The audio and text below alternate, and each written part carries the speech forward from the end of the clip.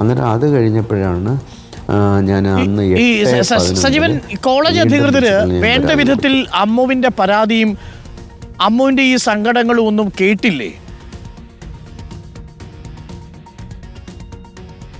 ഇപ്പം എൻ്റെ തോന്നലെന്ന് പറയുന്നത് അത് കേട്ടില്ല എന്നാണ്. പിന്നെ ഒരു കാര്യം കൂടെ ഉണ്ട്. എൻ്റെ വൈഫ് ഇങ്ങനെ പറഞ്ഞു 8:11 ഞാനൊരു പരാതി പ്രിൻസിപ്പലിന് കൊടുത്തിരുന്നല്ലോ. കൊടുത്തതിനകത്ത് പ്രിൻസിപ്പൾ അത് മറ്റുള്ളവരോട് പറഞ്ഞു അത് 2 ദിവസം കഴിഞ്ഞാൽ കിട്ടിയെന്ന് പറഞ്ഞു. ഇപ്പോൾ ഇന്നലെ വന്നപ്പോൾ എൻ്റെ അടുക്ക പറഞ്ഞു ആ 2 പരാതി എൻ്റെ കയ്യിലുണ്ട്, ഞാൻ അതിൻ്റെ 2നും ആക്ഷൻ എടുത്തിട്ടുണ്ടെന്നും ഇന്നലെ ഇവിടെ ചാനലിൻ്റെ മുമ്പിൽ വെച്ചാണ് സാറത് പറഞ്ഞത്. അത് കഴിഞ്ഞിട്ട് ഈ അമ്മു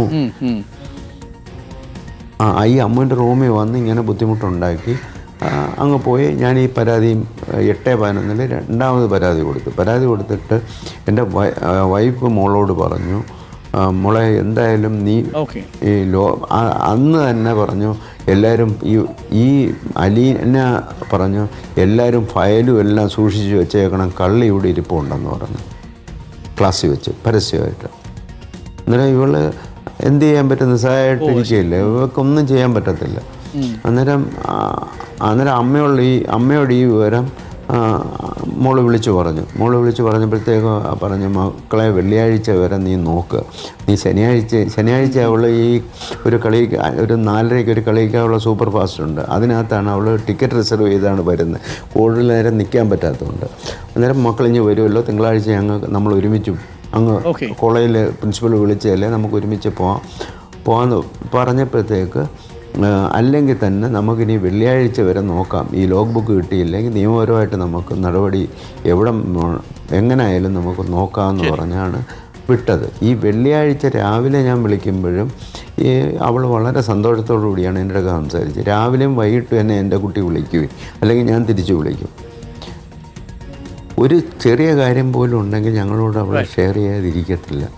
ഈ ഫ്രൈഡേയിൽ എന്തോ അവിടെ ഒരു ഇഷ്യൂ നടന്നിട്ടുണ്ട്. ഇങ്ങനെ ചെയ്യാൻ തീരുമാനിക്കുന്ന സമയത്ത് അതെ എന്താ സംഭവിച്ചത് എന്നുള്ളതാണ് ദുരൂഹമായിരിക്കുന്നത്. അതെന്തായാലും ഈ 3 പേരും പോലീസ് കസ്റ്റഡിയിലാണ്.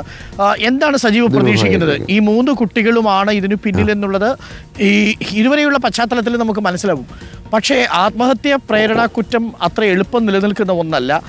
കാരണം ഇവർ ഈ കുട്ടിയെ വിഷമിപ്പിച്ചിട്ടുണ്ടെന്നത് ശരിയാണ്. ഇതിൻ്റെ ഫലമായിട്ട് ആത്മഹത്യ ചെയ്തു എന്നതിൻ്റെ ഒരു കുറിപ്പ്, അപ്പോൾ ഐ ക്വിറ്റ് എന്നൊരു കുറിപ്പാണ് കണ്ടെത്തിയിരിക്കുന്നത്. മറ്റ് തെളിവുകൾ ഇനി കണ്ടെത്തേണ്ടതുണ്ട്, സാക്ഷിമൊഴികൾ വേണം. ഈ പ്രിൻസിപ്പളിൻ്റെയൊക്കെ സാക്ഷിമൊഴികൾ വളരെ നിർണായകവുമാണ്. എന്താണ് പ്രതീക്ഷിക്കുന്നത്? ഈ കുട്ടികൾക്ക് പരമാവധി ശിക്ഷ വാങ്ങിക്കൊടുക്കണം എന്ന് തന്നെയാണോ സജീവ് കരുതുന്നത്?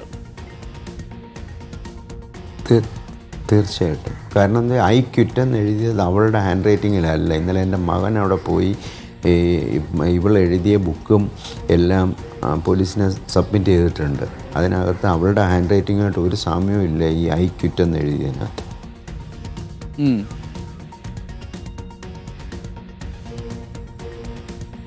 അതും അന്വേഷിക്കണം എന്നുള്ളതാണ്. ഒപ്പം കോളേജ് അധികൃതരുടെ ഭാഗത്തുനിന്ന് നിസ്സംഗതയുണ്ടെങ്കിൽ അതും അന്വേഷിക്കണം എന്നൊരാവശ്യമുണ്ടോ സജീവ്? തീർച്ചയായും. പോലീസിൻ്റെ ഭാഗത്തുനിന്ന് ഒരു വീഴ്ചയില്ല, പോലീസ് കൃത്യമായിട്ട് അന്വേഷിക്കുന്നുണ്ട്. പോലീസിൻ്റെ ഭാഗത്തുനിന്ന് ഒരു തരത്തിലുള്ള വീഴ്ചയില്ല, ഞങ്ങളതിൽ സംതൃപ്തരാണ്. ഇന്നലെ DSP സാർ എന്നെ വൈകിട്ടും വിളിച്ചിരുന്നു. കാര്യങ്ങളെല്ലാം ഈ കുട്ടികളുടെ ഈ മാനസിക പീഡനം കൊണ്ട് മാത്രമാണ് എൻ്റെ കുഞ്ഞ് ഇങ്ങനെ ചെയ്തിട്ടുണ്ടെങ്കിൽ ചെയ്തത്, അല്ലെങ്കിൽ അവൾ സ്വയമേ ചെയ്യത്തില്ല. പിന്നെ അപായപ്പെടുത്തിയതാണെന്നോ എങ്ങനെയാണെന്നൊന്നും നമുക്കറിഞ്ഞൂടാ. ഈ വീണ് കിടക്കുന്ന ഫോട്ടോസിലൊന്നും ഒരു തരത്തിലുള്ള പരിക്കുകളും ഇല്ല. ഈ വയറിലും